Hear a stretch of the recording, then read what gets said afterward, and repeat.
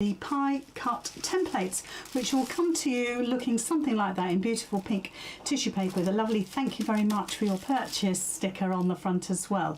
So this has how they come to you, wrapped up in more card in a bubble wrap envelope, so really safe and secure.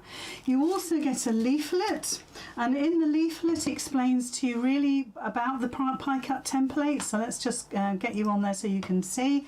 You can see we've got the contact us on there again. We always have that, so you know where to find us. Lizzie Curtis designs and the picture of the templates. They look better on the dark colour, but I didn't want dark on my leaflet, so you had to have pink. Actually, in real life you can see them better. You've also got a little story about me in there, how I started, I suppose, and then another little story of working for a Cambridge designer called Sarah Fermi. So that's about that in there. Nice little story. You've also then got diagram of the templates themselves and all the different marks that you'll see when you get them. In this section here, it tells you what those marks mean and how you can use the template. So but you can refer to this video as well. And here is the free pattern, which is the cushion. It's called the mermaid cushion. Underneath this sticker here is the URL that you would need to go direct, so you can type that into your bar at the top of your browser. There's also a QR code there as well, so you can use your phone to hover on that QR code, and that takes you straight to the website, the special secret page as well. Mermaid has been used using the center section of the pie cut template, so it's just this center section here that's been used. So it's only one 7-inch piece that's been used. Six pieces make a full quarter, a quarter circle, 12 pieces for a semicircle, and 24 pieces for a full circle. So you can decide what combination that you want to actually create. So that's your leaflet. That's what will come with the pie cut templates in the post. So lovely, comprehensive, lots of information. Don't lose it, because you've got that free pattern there with the links perfectly placed there for you to see. I've got tape over the top of mine so you can't see it at the moment. So these are the templates, and they come in 3 pieces. This is what they look like when they arrive. So let's just do it at a jaunty angle so you can see them, because it's big. You've got each piece is 7 inches long, making a total of 21 inches altogether. And you've got little bones here that fit inside the little gaps there. And it keeps them together. It doesn't make them secure. That you can't lift that all up as one piece now unless you tape it. Okay, you've got to tape it, which we'll talk about in just a little while. So the bones are there to keep these edges nice and neat for cutting. So it means that when you run your rotary cutter along the sides there, you don't catch on anything here, because these little bones keep everything in place, plus a little bit of tape. Okay, so this is the full wedge. I've already got a little bit of tape there just to keep this bottom section from slipping. You can use a grip spray, you can use tape. I'll tell you what's really good, a glitter washi tape is brilliant at keeping your templates still on your fabric. Okay, and when you start to use them, you'll find that you don't really need any more tape anymore, and just a sort of lukewarm soapy water will take any tape residue off should that happen. Okay, so that's your full set of templates. So when we look at the little one here, we made J, the pattern J, using that small template there. So if I bring J in, that's what J looks like, and it's just this section here. Okay, this is the section that we've used to create J. In the pattern you do get a full paper template, but this is the one that you can use, and you can see that I've shaped it, and I've shown you in the video how I've shaped that to get this lovely scalloped effect. You can do whatever you like. You don't have to have it shaped. You can keep it straight if you want to. You could make it into a Dresden if you wanted to, just by stitching these 2 sides together along this edge here. So it's up to you how you use them. On the actual template itself, it's got a 1/4 inch sort of dotted line so you know where to stitch. But I don't know if you can see this, but this lines up absolutely 100% perfectly. So you've got that accuracy of cutting, you've got that accuracy of stitching. The circle in the centre, I didn't want to include that because it adds to the expense, but you can just cut yourself a couple of circles. I would go for 5 inch and see how you get on. 5 inch across here, you're going to cut it down, I'm sure. You can make it whatever size you like, you can make it even bigger if you want to. And stitch 2 circles together. Just cut the back, turn it through, give it a really good press and applique it on. But like I say, I wanted to keep the expense down. Whether you use all 3 pieces or whether you use just 1 piece, that's the same size regardless. So you decide what size suits you. Everybody's different. Everybody is different. So that's that piece. This was the sort of precursor, if you like, to my J design. I was mucking about with my fabrics to see what I could do, and obviously this would need more work, and that's why we've come up with J. But you can see the chevrons. You can see how by putting stripy fabrics together, or strips of fabrics together, you can get the stripe, and I'll show you that in just a little while with just regular striped fabric. This one is that small template yet again. This time we've made a full circle. So I'm thinking this could be a cushion. You could just bind it and make a lovely centre mat, maybe for Christmas, in Christmas colours, in glittery colours. It would look absolutely awesome. You could make this into Dresden if you want to. I'm not going to necessarily cover that because so many people have done in the past. I'd like to think that I could come up with something original. If you've got a special ruler, this is the one that I really go to every time, is that you can put it on the ends, and this is how I did J, and actually shape them and make a scallop going all the way around. So that potential is there. You can also shape each individual one if you wanted to get a rounded scalloped edge on each one, and then applique it on. Use Bondaweb and applique the whole thing down. So that's a possibility. You could also extend one of these wedges here and use the centre one. So for instance, if we move these out of the way, if we put that template on there, you can see that's the size that you would get. So that's a 14 inch. So with the circle as well, you're going to make at least a 32 inch wide circle, which would be a massive floor cushion, for instance, or a small table mat, go in the centre of your table for whatever the occasion is. And also you can use the large one here, this one here, let's not lose all our bones, to actually round off the ends of your cuts. Now, I don't know how well you're going to see this. Each one of these has this centre line here that has the 1/4 inch mark on it. That was Kath's suggestion actually. And once you put that centre line in the centre of your wedge, you can actually, and obviously you can see I've done that, you can use your rotary cutter and just round it. Because this is a 15-degree wedge, even though it's the tiniest amount that you're snipping away, you're actually making a perfect circle. It's so much easier. You could also use the other end, or this end, but the other end of your wedge, which is tiny, to actually curve this end as well. So you would need to, so if I get a wedge, hold on, let's get a little wedge here. So let's pop that down there. So you can use it 2 ways. So pop it in the centre so you can see the centre line going up the top there. So you'd get your rotary cutter and you would cut just that tiny curve off there. But also if you bring it down and pop it on the bottom there and cut, you don't have to do it on this stitching line, you can do it right down here and just curve that bottom bit, which is the slightest amount. Instead of having a wedge kind sort of choppy look to your circle, you can actually make it into a proper circle, and although that's the tiniest amount, you'd be amazed what a difference it makes. And you can do it anywhere, so you can take it up to here and cut here, and that would give you that sort of size wedge. So the possibilities are absolutely endless, and I will never in my lifetime cover everything that these can do. They're absolutely gorgeous. Then we've got the most famous Bargello. Now I haven't got my original one at the moment because that's being quilted, but this was the sort of precursor again to the one that I actually made, and when I get that one back from Daisy May I'll show it to you.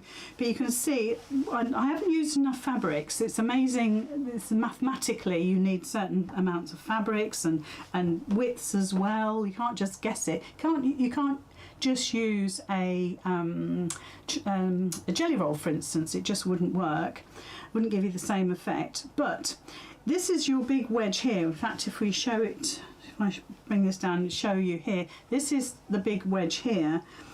With Bargello you're moving the fabrics down to create this sort of staggered effect. The one that I made is just really lovely, and I'm very, very happy with it. So you'll get to see that, and we're going to do a workshop on it so you can stitch one as well. Takes a fair bit of fabric, but so be prepared for that. So I shall take these together now, and then I'll untake them so I can cut, because it's important that you see this bit too. So we've got them labelled A, B and C, but it's pretty obvious how they go together, okay? So they look like that. Let's do it so you can see. And then you're just going to put the little bone in. Come up with another name for me if you wish, but I quite like bones. And my mat's a little bit wonky, so they're not going to fit perfectly because my mat's a bit wonky. So what you can do then is just to tape them to hold them together. You don't need a lot of tape. You'll be surprised how little you can get away with. And you're just literally holding the bones in place and holding the wedges together, and you can actually then move that around as one piece. If it was me doing this now, I would flip this over and I would put another piece. This is a bit big. I'd put another piece across the back. Let's just trim that down a bit. I'll put another piece across the back just to make sure that's secure. I mean, don't go mad, you don't need to go mad, but it's all about keeping your wedges secure and safe, and then one across there. And that stops it being, it's like a hinge then, isn't it? So you can use that as one solid piece now, and it's fairly stable to be able to pick up and move around your fabric. But like everything, please look after it. It's cost you a lot of money, so look after it. If you don't want to use the three together, and that's how I suggest you do it, and you might only just want to use this one here, so let's just take it apart. So just be careful again, just be respectful, and we'll just take off that back piece of tape as well. I've used clear because then you can still see what I'm doing. You could use masking tape if you wanted to. And so you can see I can just pick it up and it's perfectly secure, but don't drop it, it would be such a shame. So let's move our dark piece out of the way, and you can see the cutting mat. So let's cut some pieces so you can see what it looks like. I'll stand up to do this. So I'll cut 4 pieces, and they're very, very easy to cut because they're proper thickness of acrylic template, so dead easy. I'm afraid my fabric's a bit wrinkly, so let's use this gorgeous blue. Let's get this in. There we go. So we'll get 2 layers of that and pop that there. And you can just cut them just straight like this. So that's just sitting straight over the top. And all we're going to do, in fact, it's upside down because it doesn't matter though. It doesn't matter. No. I just want to. I always do it face up. When you're cutting across this bridge, it does not interfere with your rotary cutter at all. Perhaps if you're using a tiny one it might, but I doubt you'd use a tiny rotary cutter. Let's just snip that so I can move that excess fabric out of the way. And then if you've got a rotating mat, obviously you're going to use it. I haven't on my desk at the moment. So just turn it around, keep your fingers safe, you know what to do, just play safe. And then what we've got now are some beautiful little wedges.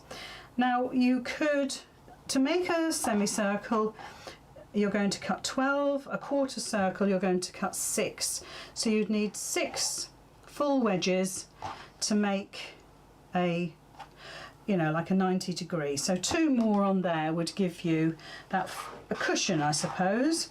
And then you can do your applique circle there and obviously cut it away to make that into a 90 degree corner there. If you want to cut stripes, this gets quite exciting. So I've got some scrap here, and I would cut, well, it depends on how brave you are. I would cut one at a time, especially if you're piecing it, you want it to be right. So what we're going to do is we're going to use, if I bring my dark fabric in for a moment, we're going to use, let's use the 60 degree marked line here. You could use the 45 or even the 30. So it depends what sort of angle you're after as to which one you use, but let's use the 60. And I'm going to put it so the line of the 60 degree mark here is going on one of the lines here. Now obviously this is a wavy line, so it might turn out to be quite interesting to see what the results are. But if I do a little mark here, I can make sure that my next one that I cut kind of marries up with that line there. We'll see how we get on. So just cut it. I've got one single layer because you need this to be accurate, especially if you spent time piecing some fabrics together. So there's our first wedge cut. Let's get some scissors in there. That's it. My poor cutting, I'm afraid, guys. So there's one. Let's pop that there so you can see.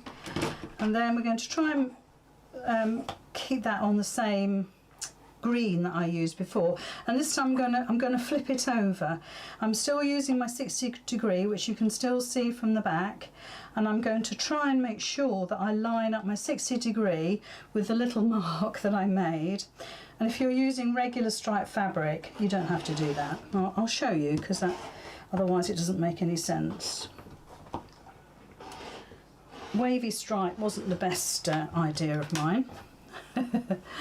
So there we are, we've got our 2 stripes now, and you can see what it's done is made that sort of lovely chevron effect, and it's quite nice actually because it's wavy, so you can either do it that way or that way.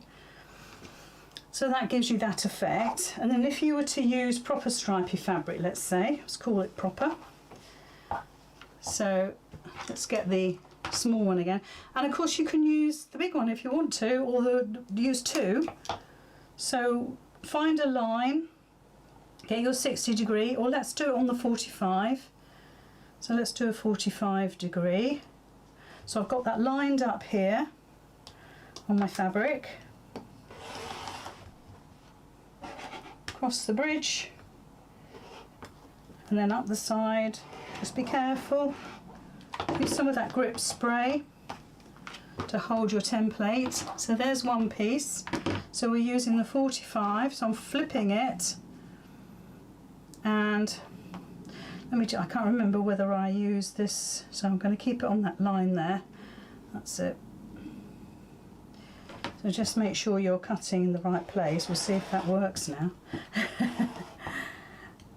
And just be very careful. It might not look it, but my fingers are very far away, so we're all okay. Bit of health and safety. So regular stripy fabric can end up looking like that, which is awesome. And then obviously you're going to make the full thing. And then again, if you wanted to, you can use the big curve at the top here to curve that, or just curve individual ones. It does make a difference, otherwise you get this clunky look, which isn't altogether what you're trying to achieve. So basically that is the pie cut design. There's lots and lots of other things you can do, too many for me to go through now, and over the next few weeks and months no doubt we will come up with so many more designs, and I shall rely on you folks as well to tell me the things or show me the things that you've made using the pie cut templates, and then we can show everybody else how to do it. That would be wonderful. So thank you very much for watching. Thank you very much for your time. It's been an absolute treat to show you the new templates. Yours will be coming out in the next couple of days. Shipping starts tomorrow. And so, yeah, can't wait for them to arrive and get your reactions. So I'll speak to you all